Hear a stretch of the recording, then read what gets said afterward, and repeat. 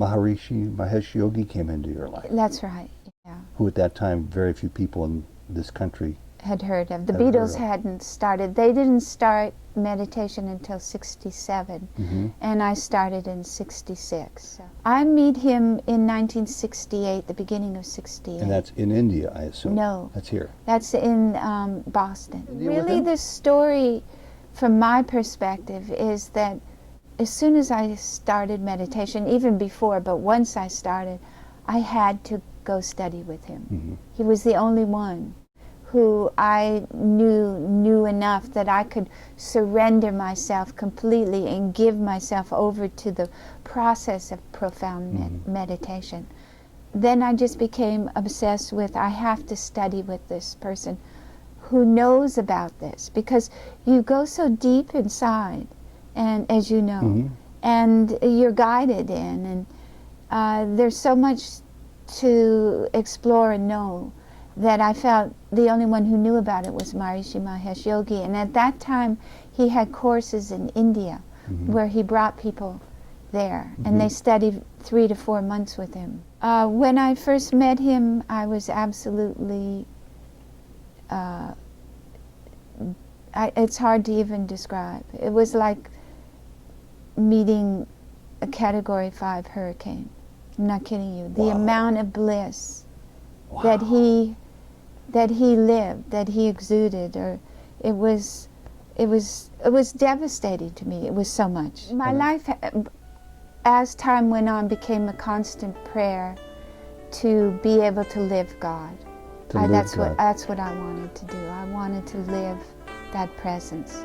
When you're doing spiritual work, especially as profound as teaching people to meditate, it just flows through you so enormously. You know, so I wanted to be immersed fully in the divine, and that's the way I feel I am.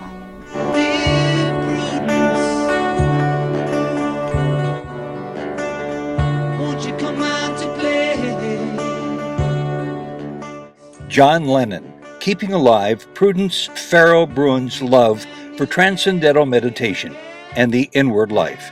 Prudence, along with the Beatles, Mike Love of the Beach Boys, Donovan, and her sister, renowned actress Mia Farrow, learned TM directly from Maharishi Mahesh Yogi in 1968 in Rishikesh, India. The daughter of actress Maureen O'Sullivan and director John Farrow, Prudence received a PhD in Sanskrit studies and has been a longtime teacher of TM among the back roads of Northwest Florida, along the Gulf of Mexico, in Seagrove. Welcome to Souljourns. This interview was recorded in May 2013 in Seagrove, Florida. Prudence, what a delight to be able to finally talk to you. I've been trying to track you down for a long time. You're a busy woman. Of all the questions to get us started with, you've come from such a storied background, great stardom, which is not a word I would use very lightly, but in your case it applies. You wouldn't think stardom would equate with a person finding a profound spiritual path, yet you have. Yeah, you wouldn't. You wouldn't think so. You wouldn't think that you would come to the conclusions that often most of us do, that realize we're on this spiritual path in Hollywood. You wouldn't think that would happen. So how'd you do it? Well, my parents, neither of my parents were American. And my father was from Australia, and he was the first Australian movie director in Hollywood. And my mother was an actress from Ireland.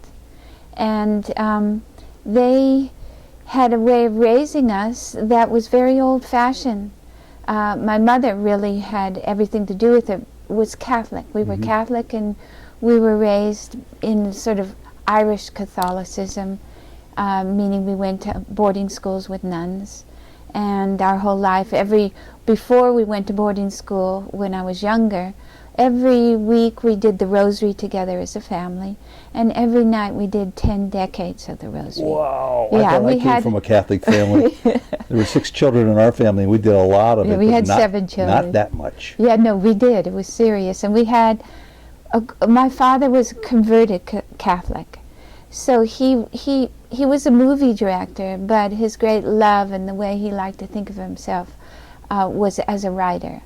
And he wrote the first book on Damien the leper, sort of the seminal book on him. That Sure, really, I read it. I read a lot about Yeah. Father And Damien. Yes, so all of that initial research was done by my father, who lived in Tahiti and found out about him there. And then he actually slept in the bed that was his. In Hawaii? In Tahiti. In Tahiti. Yes. Slept in Father Damien's bed. And that's what began his unraveling about the saint he heard about. So, and he wasn't a saint then. He was just, missionary. And, but his love of Catholicism and his being converted made him sort of a fanatic on the subject. And his best friends were Jesuit priests. I think they say the best Catholics, quote unquote, are the converted Catholics. Yeah, so they do that. Maybe for all paths, you know. I mean, when you're first converted, you were just from somewhere, and you've really made a concerted effort to make an change. investment. And so between the two parents, we had a lot of religion growing up, and it was old-fashioned religion with the nuns and priests, and we heard a lot about hell. At age, I guess I was about 4 or 5, I remember really becoming frightened that I only had a year or so left until I reached the age of reason when I could go to hell. Up until then, 6 years old. one-way license to go to purgatory or limbo back then. Yeah, limbo or something, but not hell. So that was, so I began my sort of coming of age with great trepidation and fear. And there was a lot of stories told to us by the nuns, because each class, religion class, if you remember, was the first class of the day in a Catholic school, and it was an hour long for us, and so that every day began like that, and we would have processions and celebrate all the special feast days. So a lot of my life for me, and not all of my brothers and sisters, even though our lives centered around family, there was a lot of religion. So for me, that left a great impression. Why do you think for you more than for the others? Temperament, or the soul that I am, You came into this life perhaps with a big accomplishment behind you, and you wanted to continue your yearning, your path, your learning about who you really are? I guess. Yeah. Yeah, because what happened is in boarding school I became profoundly religious, but I didn't have the religious experience really. I mean, I had prayer and the feeling of peace and things, but not the real experience until I was 15 when my father died. Before we get to that, I was going to ask you, and I think I've just concluded the answer. If your faith was warm and comforting and mostly positive for you, but it sounds like you were well aware of the pitfalls of going and making an error within the church. Oh yes, very. After the age of reason, which I think what is the age of 7 or so? 6. 6, because hell becomes a real viability. Yes, it is. So did you grow up feeling this warmth and comfort as I suggested, or just the opposite? Both. So I would swing. I mean, they would tell us stories of, bad people, where or really good people too, where the devil would visit them. So, if you were really bad or if you were really good, the devil could visit you. Yeah. And so there was a great fear. I remember praying more, actually, at one point to the devil than to God, saying, please don't visit me. Because I in my family, there were 7 children, you were from 6. So in my family, my parents were working a lot. We had a lot of maids and governesses. And attention was what was scarce. We had a lot of, we had all our clothing and food, and we lived in wealth. But what was scarce was attention. So as children, that's what we fought over. Yeah. And do you mean attention as equated to knowing that you were loved by your parents? Yes, getting the parents' so that's the attention. biggie. That was the big one. Yeah. And so there was, true kind of survival fighting among us, vying for who got our mother's attention or who got our father's attention. And I do feel that some of my brothers and sisters, because of their personalities, they were more not as fanatic personalities or extreme. Mine was an extreme personality, really. And so I really fought for my place, and I got it. But it was by being bad. Doing something, as soon as somebody said, "Oh, that can't be done," I'd have to do it. So you had to stand out. I had to stand out, yeah. And somehow, I mean, I became aware of myself already playing that role. I mean, I must have developed it very early on, before I was conscious of Did you enjoy being a rebel beside the obvious? No, I was always in trouble. But you did have attention while you were in I trouble. had attention, but I was always in trouble, so I had to pay that price. And I would always, I'd have to do something so extreme as time went on, and that wasn't really very much fun. Well, then you're going 3 steps forward, 2 steps back, I presume, in life, trying to make sense of what this is all about. Probably, like most young people, being adrift somewhat and not knowing the answers to those questions.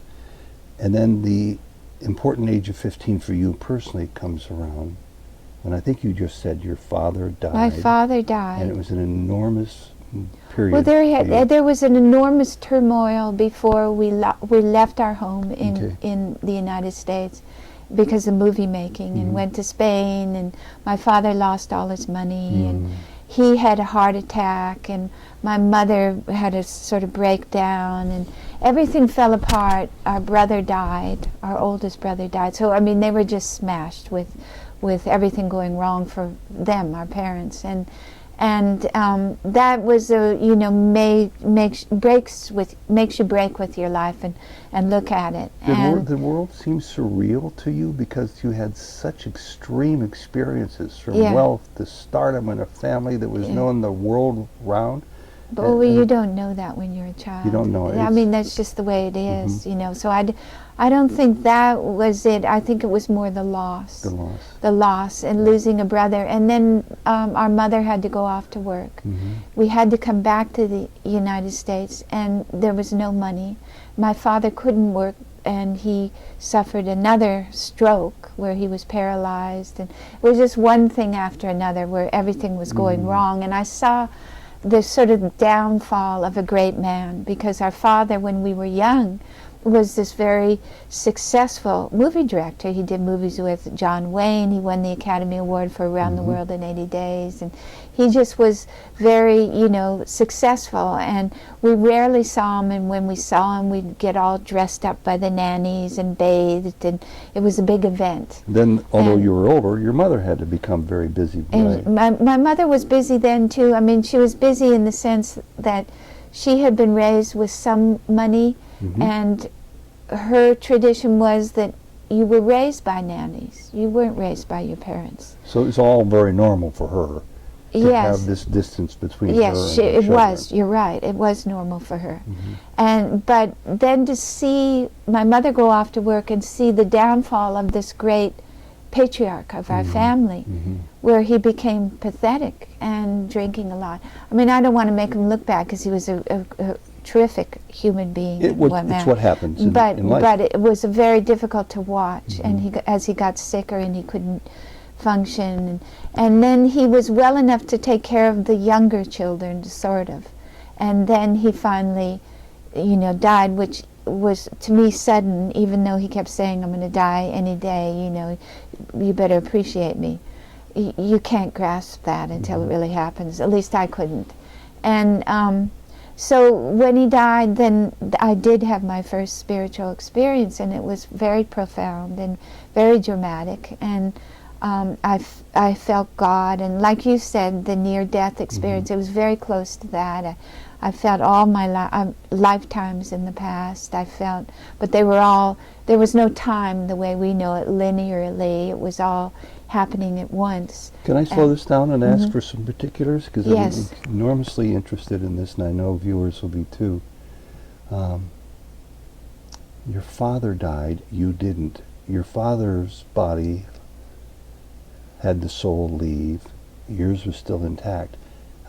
How do you account for what sounds like a near-death experience on your part occurring to you when you were in an otherwise healthy, conscious body? How did that happen? I don't know.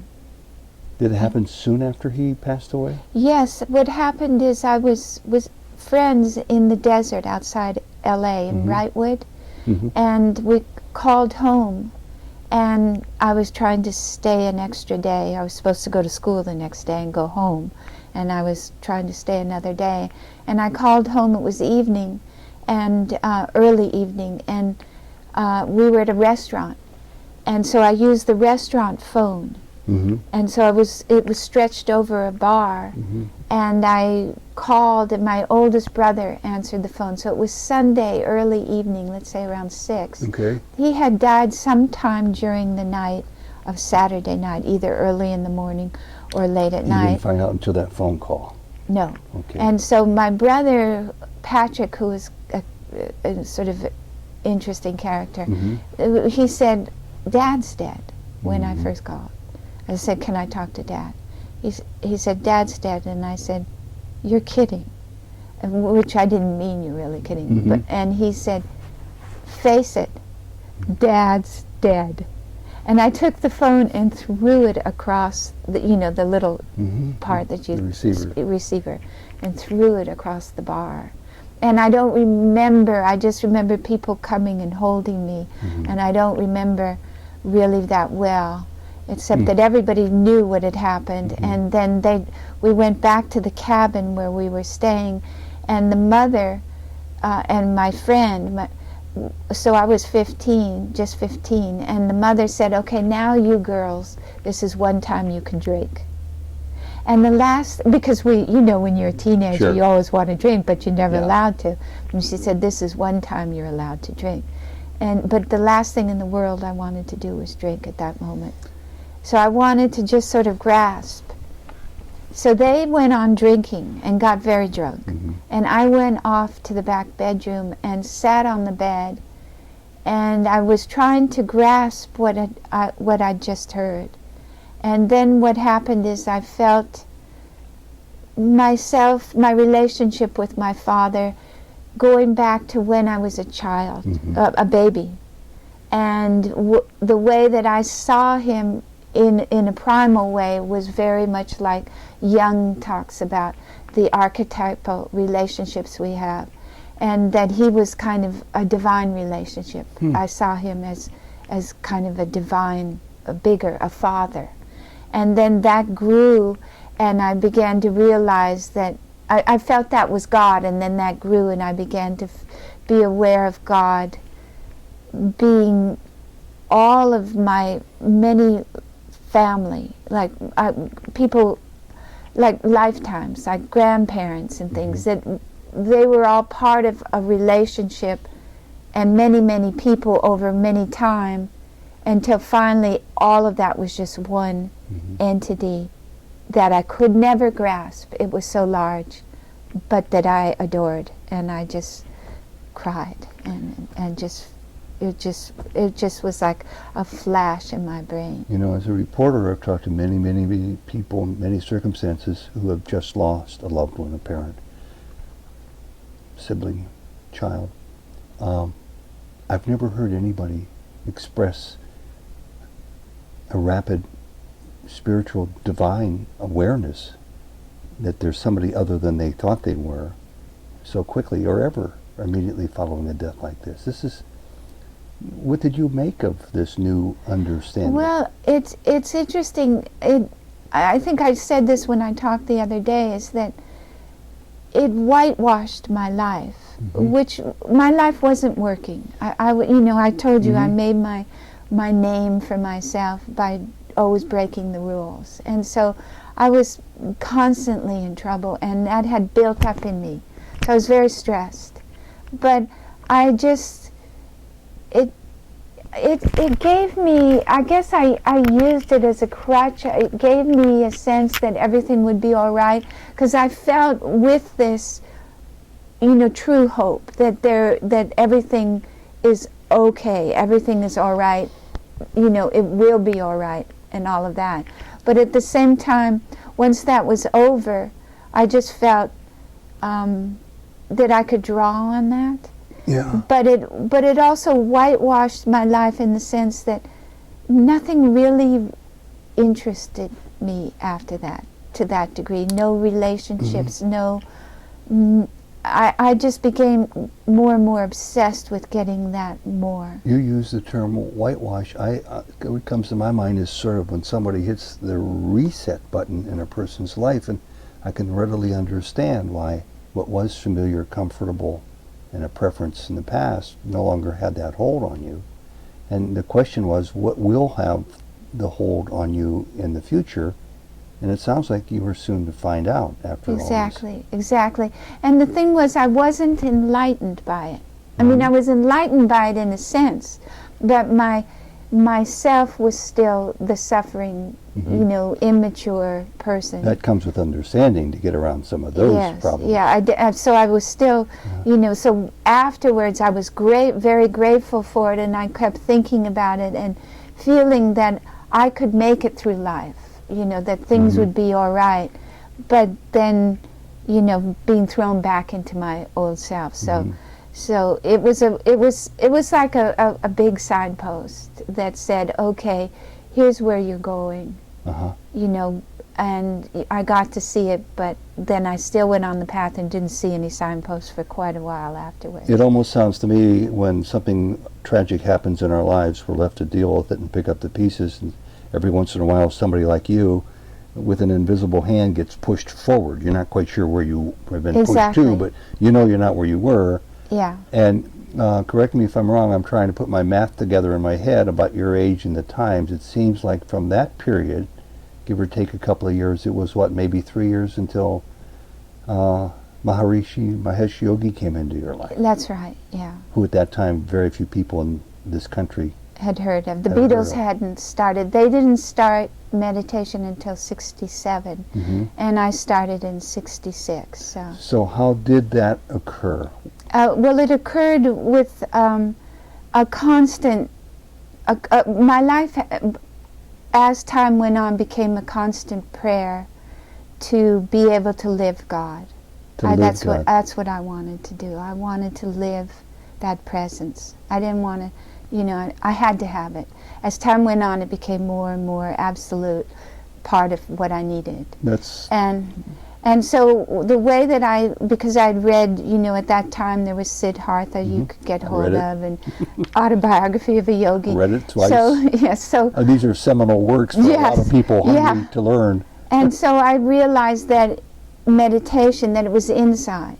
I somehow came to that conclusion, even though when I went through it, there was no inside outside. It was just realizations. But later, as I was looking, I realized it has to be inside. As a word, not just TM, but meditation, I think is a term or a word that very, very few people even knew about. That's right. I mentioned to you back in the mid-60s, the Brothers of Christian Instruction invited me to join Sodality. I had no idea what Sodality was. Basically, it was meditation. You sit in a darkened chapel and meditate. It's a strange thing. I wasn't quite sure what I was doing. That's it. But it led to meditation with a word, whereas at that time in the mid-60s, not even meditation was used to describe it. That's right. Yeah, you're right. The word wasn't even out there. Let alone TM on the horizon. Right, and meditation was contemplation. But there was Buddhist, because a friend of mine, his mother was a psychologist when I was in high school. And she had taken him when he was 8 years old for 6 months with Timothy Leary. So he had LSD at 8 years old for like several months. And he was very unusual but extremely impressive. Very interesting guy. And she was a Buddhist. So he told me about this Buddhist meditation, and I would go to their group meetings once a week, and nobody knew what they were supposed to do except sit and meditate. And they would just sit with their eyes closed. And so that was something I tried, but I didn't know what I was supposed to do, and I felt I still needed to look further. So where was it on the map of time that Maharishi's name and information first dawned on you? Well, in the map of time was 1966, the summer of 66. And I went out to visit my brother and stayed with him for a few weeks. And that was my brother Patrick. And he lived in Malibu, and he had a friend who had been in India with Maharishi. And so I was reading a book about meditation on the cliff overlooking the ocean. And he came walking along, and I could feel that my destiny. I could feel what I felt. No words, just a feeling. I just knew that my destiny was visiting me, Oh. and that this is what I was looking for. I knew it. What a joyous day in your Yeah, life. I've yeah. never had such wonderful events like that, but I've certainly met people and interviewed people who have, and it's unmistakable, they tell me, when something like Oh this yeah, occurs. no, you have no choice. Yeah. I mean, if you were running away from your destiny or afraid of it, you have no choice. So then in 67, or is it 66 still? 66. Did you actually, I learned. you learned TM? Yes, and then Was it taught like it is today? Or I learned it in 75 where I had to a sign little up. bit different. Mhm. It was 6 weeks long. Okay. We went twice a week. Okay. And I learned on the weekend, the second weekend, Mhm. and it was taught at UCLA in a classroom. Probably a lot less expensive back then. Oh yeah, $35. I think it was 150 when I became It was initiated. 35. Yeah, 150 looks pretty good too. But yeah, so it was pretty cheap, and then from that, then I just became obsessed with, I have to study with this person who knows about this, because you go so deep inside, and as you know, Mhm. and you're guided in, and there's so much to explore and know that I felt the only one who knew about it was Maharishi Mahesh Yogi. And at that time, he had courses in India where he brought people there, and they studied 3 to 4 months with him. So they really had an indoctrination into it, an immersion, full immersion into it. Well, it With was your like a studies. retreat, Mhm. but it was more than that. I mean, what it really was is you meditated for long, long periods. Not just twice 20 minutes. No, but under his guidance, and so you really, gave yourself over to meditation itself. And did you recognize him instantly as somebody to be wary of, or the real McCoy, or somebody you just knew you were going to learn from? When I first met him, I was absolutely, it's hard to even describe. It was like meeting a Category 5 hurricane. I'm not kidding you. The Wow. amount of bliss Wow. that he lived, that he exuded, or it was devastating to me. It was so much. And I'm curious about one fact. Just came upon my thinking. This is before he became a big name in America and the West in general. How about in India itself, where he was? Was he He broadly was known? well known in the south of India. Mhm. He was well known, but no, he made his name more here.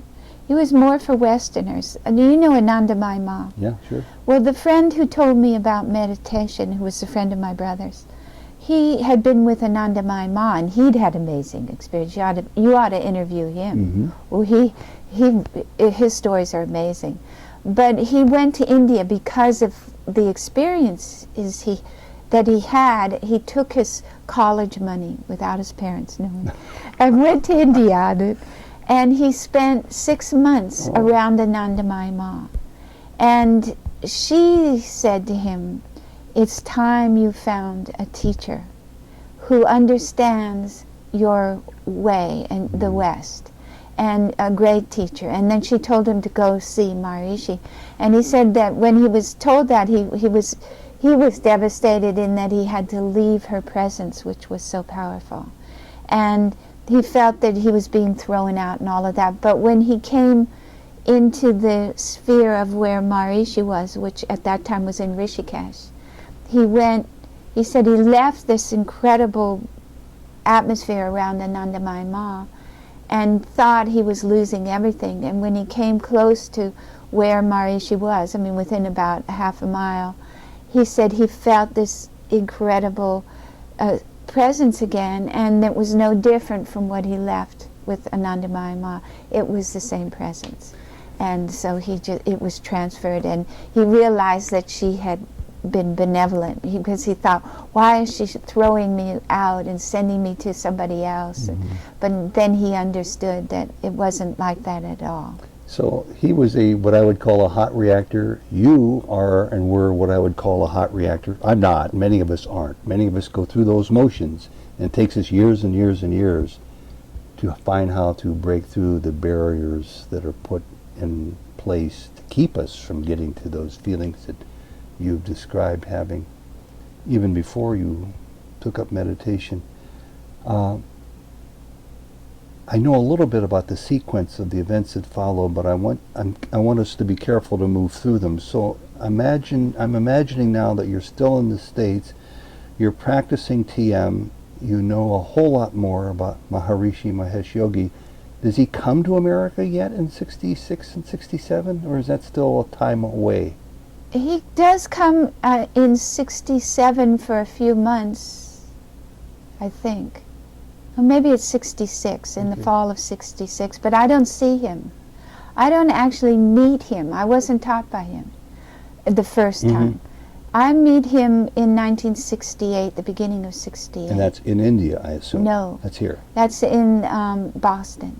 In Boston. Because I got involved, well, that's a whole other story. Okay. But you're there, and something at that time frame, in that year, tell me if I'm wrong, convinces you to go with your sister Mia Farrow, the Beatles, and goodness knows who else, to spend some time in India with them? The story, from my perspective, is that as soon as I started meditation, even before, but once I started, I had to go study with him. He was the only one who I knew enough that I could surrender myself completely and give myself over to the process of profound meditation.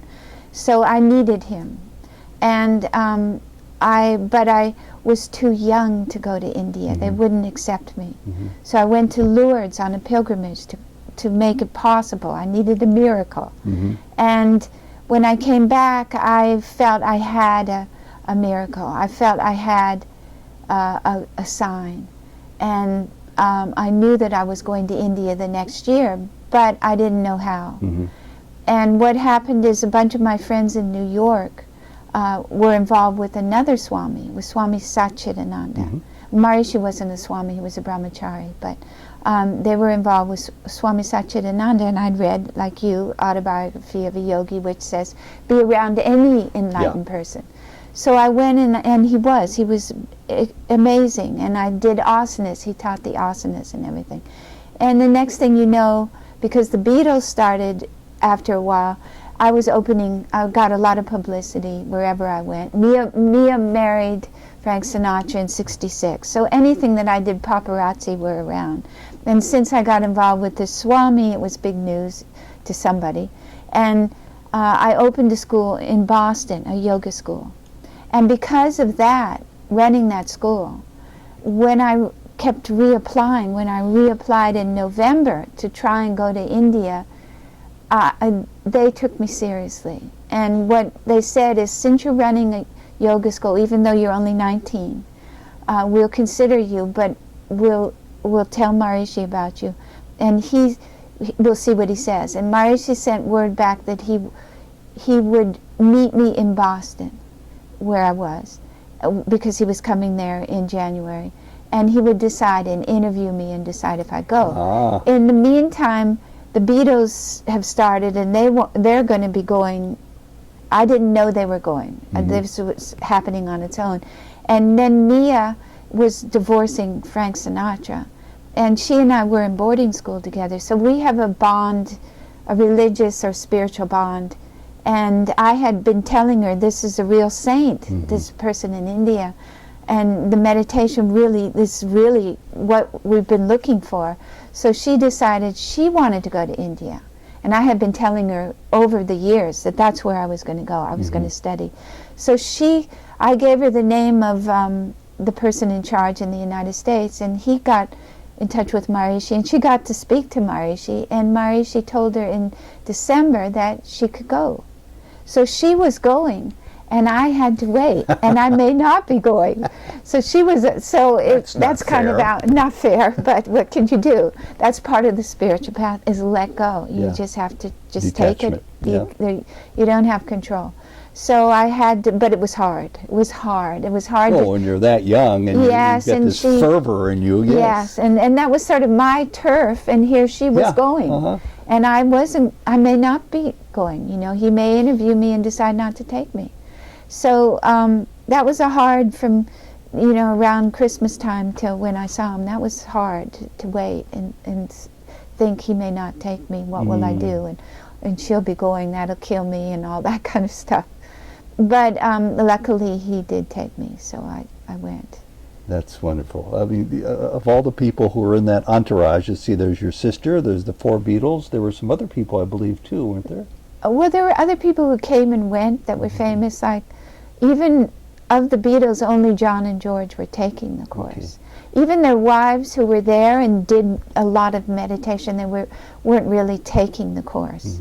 And but Paul and Ringo, Paul came for 2 weeks or so, you know, maybe 2.5 weeks, and Ringo came for just about 5 days. And did your sister take the course? No, Okay. she just came as a pilgrimage. And you had already had the course. You were already a practitioner. Well, no, the course in India wasn't a TM course. Okay. It was a teacher training course. I see. So you did, you know, for 3 months of meditation. It wasn't the same as learning to meditate. So she learned to meditate in India. You know, she began meditation in India, but she didn't take the 3-month course. You took the course the beginning John of the... and George also. Yeah. Well, that's interesting. That means they had more than a passing fancy in TM. Yes, they must did. have had experience that was Especially positive. George. Yeah. Well, George, throughout the rest of his life then, manifests many different ways of expressing his That's love, right. feeling, and spiritual growth, I Right. feel. Yes. I mean, the one, I don't know if it was a memorial. Well, who knows? There's so many famous, wonderful programs where the unsung hero, it seemed to me, of the Beatles emerged as his brilliant beam of divine light. Yeah. and you know, I mean, John said the reason he was there was because of George. So John And had George enough. was really there for the same reasons I was there. George was, there's some faded color video of his visiting our teacher, Sri Satya Sai Baba, in his ashram in Puttaparthi, India. About that time frame, I don't think it was that trip. I think he came back for another reason when he went back to India.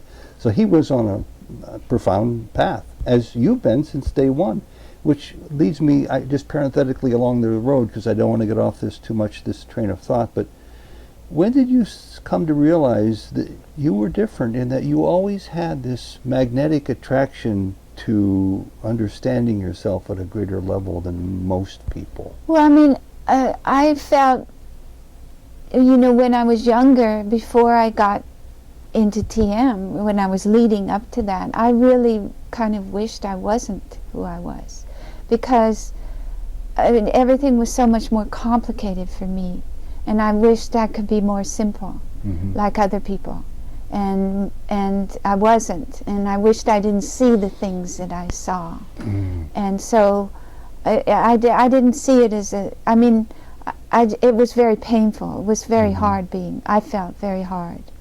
And, but once I got to India and was with Maharishi, that wasn't easy either, because when you do a lot of meditation, generally meditation is traditionally a way of purifying the body, so that that part of ourselves that's pure being, existence, that animates us, that being, so that we can live that and express that. So we have to be pure, our hearts have to open for that, and if we have a lot of stress and darkness in us, it has to be rid.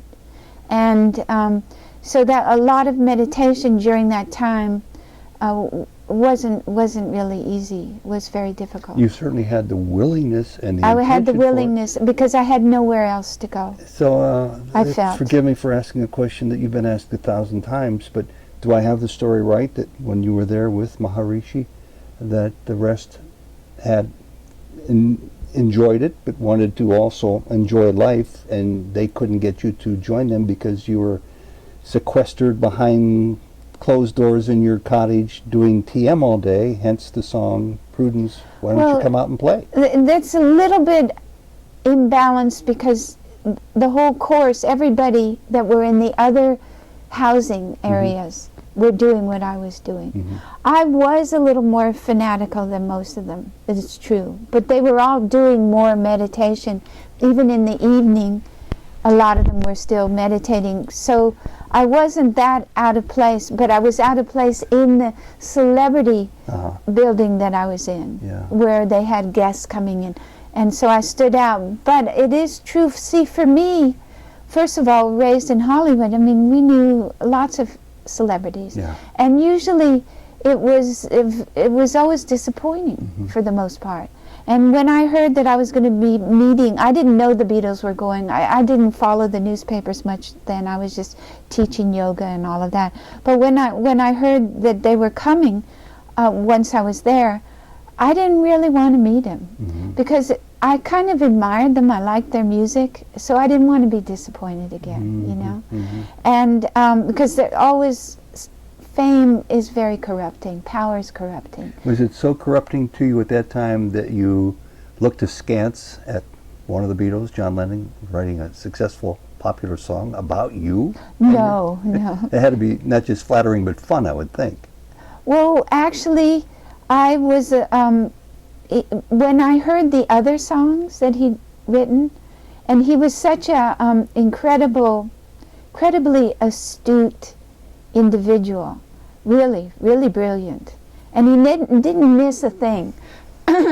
and usually his humor, if you were the brunt of it, sometimes could be hurtful, because it was so on the mark. And so some of the music that came out, I knew were written about my fellow people that had been on the course or were there, and it wasn't very flattering. So I didn't know, I didn't hear my song until the fall of '68, when that was, you know, several months after India. And as the time built, that, you know, there was a song written about me, and I heard the other ones, I began to get worried, like, what did they write about me? And I began to wish that they'd never written a song about me. Just leave it alone, you know. But they did write a song, and it was going to come out, and so I kind of was very nervous. What did they write, you know? But it turned out to be very nice. So, where do I go from here? These interviews are seen by people, many of whom are meditators, many of whom have never tried that. Many are on a spiritual path, many are just nibbling around the edges. It gets into about 150 countries, thousands a week, and many just sample here and there. For those who, I always like to think of what we're doing as bridge building work, because I was on the side of the bridge that was just interested a little bit, had a little curiosity, until somebody helped me get to the other side where I could do more exploration. In line with that, what can you tell a person watching about meditation who may have tried it once or twice, may have gone the TM route or Kriya Yoga route or any of a dozen other routes, but it didn't click or take for them? What can you say that helps any of us yearning to advance, to find the right path to have that happen? Well, I think that if you're sincere, your voice is a prayer, and all prayers are answered. So you will find the right path, and it'll be the right path for you. And I do think that TM is, I mean, I teach it, but I do think that it's, of the meditations that are available to us, it's the most direct. Probably the simplest, too. And the simplest. And so it gives you a spiritual experience, and it opens that up in you immediately. And so that's not a small thing. And so I would say, you know, that's my advice. I do want to say, which I didn't finish, that India, the reason I was in my room, because I was able to just be in that spiritual atmosphere, which was greater to me than any celebrityhood. Without you know, like people. I mean, this was like lifetimes of desire to be able to be with a real master of this, You know, the yoga tradition is a tradition of masters. Mm-hmm. And Maharishi Mahesh Yogi, even though he was famous and everything, he was a great master. Mm-hmm. He was a real master. And so for me to be able to study with someone of that caliber, for something so profound as your own self, I knew that maybe I've been questing for this for lifetimes, and there was nothing more important than being there at that moment. Nothing could be more important. So, real quick question. Why you? Why Prudence? Past lifetimes you mentioned, perhaps? Past karmic merits that you've earned, perhaps, that were destined to unfold in this lifetime, or was it something else? It was, I was ready. I needed it.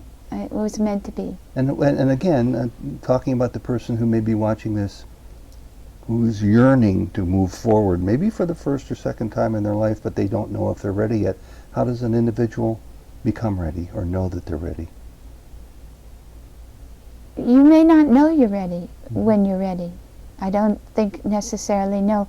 But if, as I said, I'll just go back to, if your voice is sincere, it will work out for you. It will. It can't, but there's a saying in the Indian ancient text that when the devotee calls out for God and yearns, and it's a strong desire, at some point what they realize is that yearning and that crying out for God was not them calling for God, it was really God calling them. So when you start to have that desire, and it's true, you're already on the path. It's going to work out for you. It will work out. It's hard to understand and trust sometimes, but it will. There's no doubt in my mind. I know you're younger than I am, but you have been around TM for many, many decades. You've been an instructor of TM for many, many decades. Yes. You're quite accomplished. I mean, you've a PhD in Sanskrit. Right. I don't know of anybody else who has such a challenging, demanding curriculum. It was not easy. It wouldn't be easy. So you've done your due diligence many times over, and the rewards keep coming? The payoff is still there for you? It's infinite. And somebody asked, well, if you finish the program, you get that connection. Then what? Then what? But it can keep growing. It's infinite. So you can just get more and more and more and deeper, and it just can grow infinitely. Just before turning on the camera, you and I were talking about the pain and problems and travail of life, and I suggested, probably in my ignorance, that on the spiritual path it seems to be even more so, or compounded, or has a greater bite to it. And you didn't quite agree with that. No, I don't. I think that, that all of us that are human are on the spiritual path, or all beings if you believe in reincarnation, but we're all trying to reach God in maybe all the wrong ways. We're trying to be whole, because being one with that is the completion. So that's what it's sort of like flowers in a garden, and they're all growing to become fully bloomed.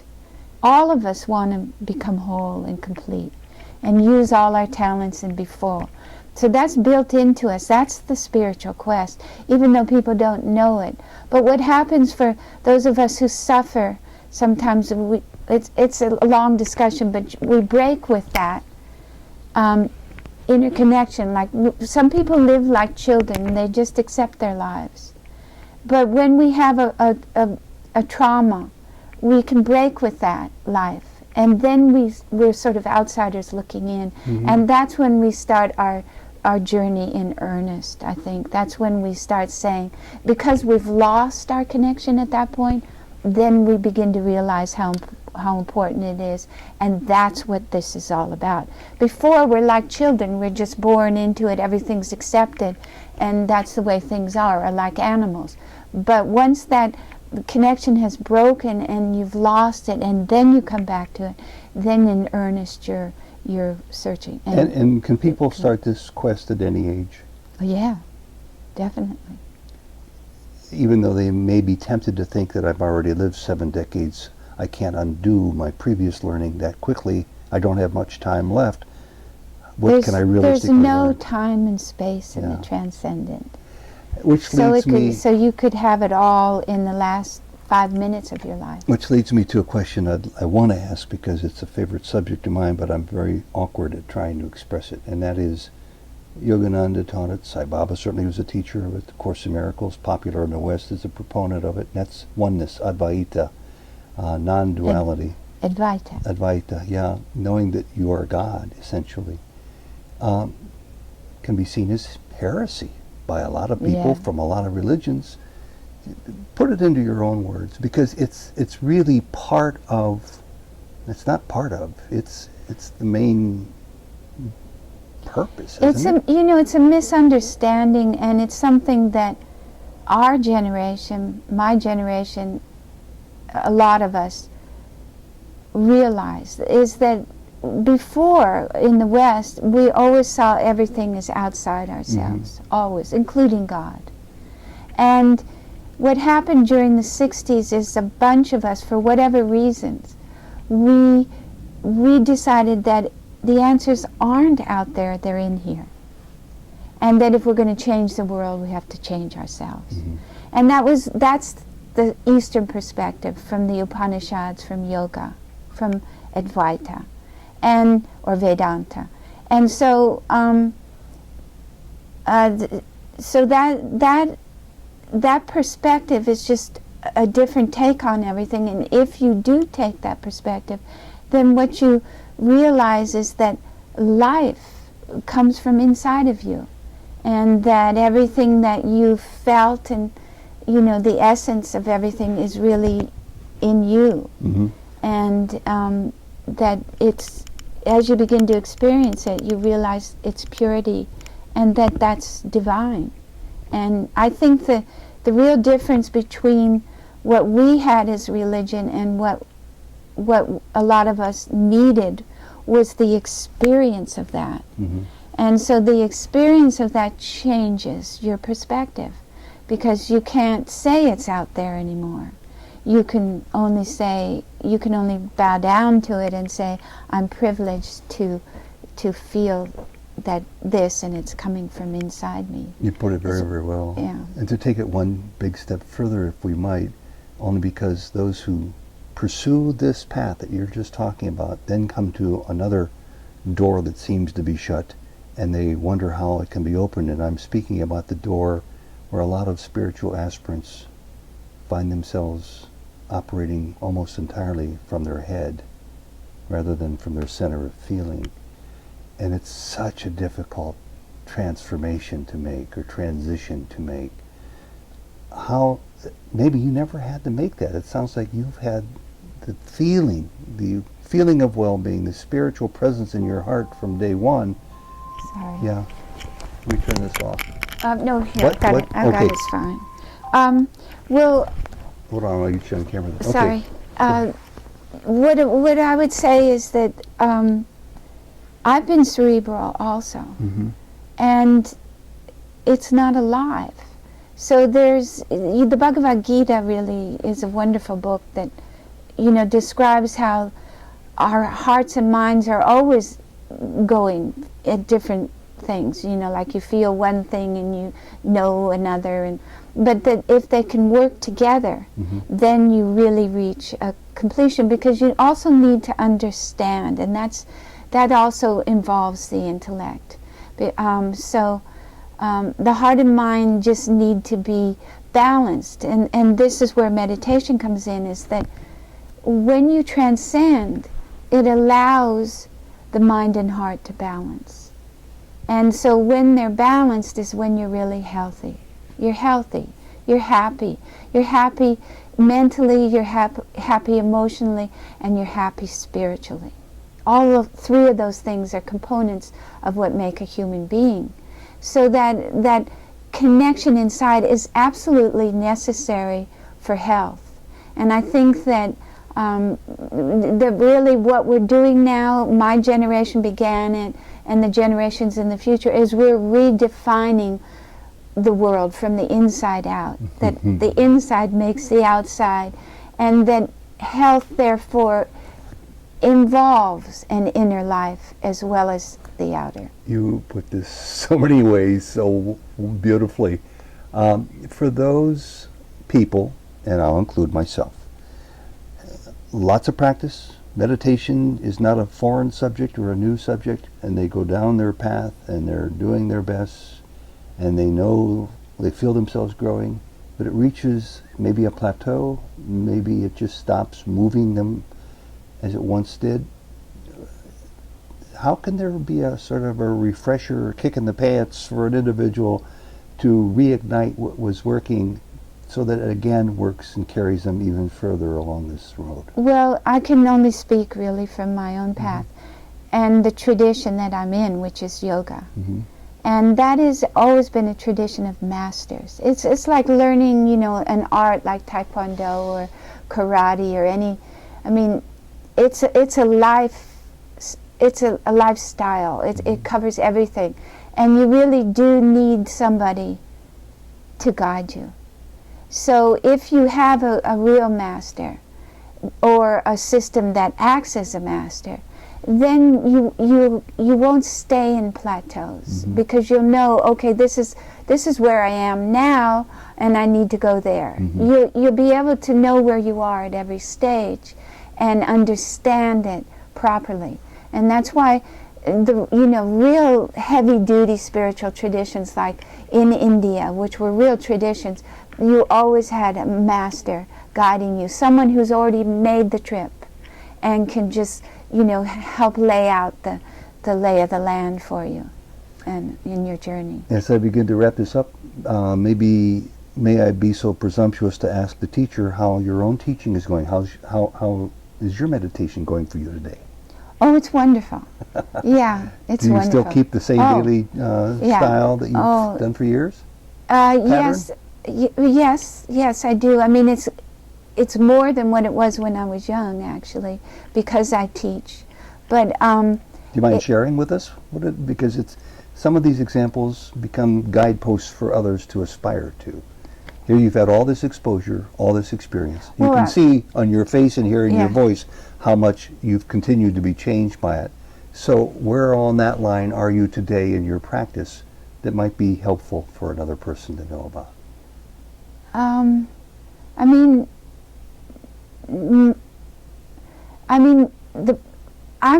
a school of yoga with Maharishi's.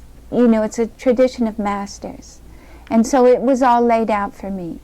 And where I am now, I do the city program, I do my meditation, and I teach, and I do asanas and pranayama, and once a year, because I'm teaching so much, I'll go and do extra meditation, and I love that.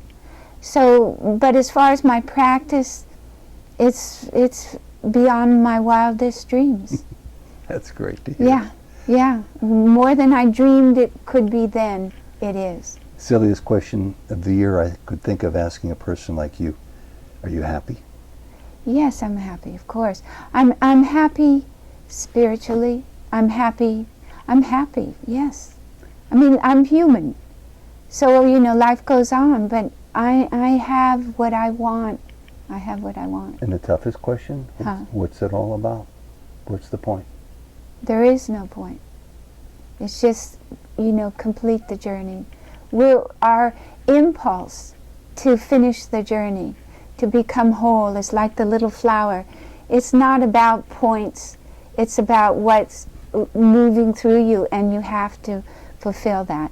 So we don't really have a choice or a point, but you just have to go with it. And when you meditate, the tradition is, it says in the text, that your evolution, which this is all called evolution in a sense, it's speeded up because you're making that connection purely and allowing it to flow through you more fully, and so therefore you grow more quickly towards what we all yearn to be, which is complete, which is to fulfill our own destinies. And Prudence, you just mentioned at the beginning of that paragraph, you just spoke of to finish the journey.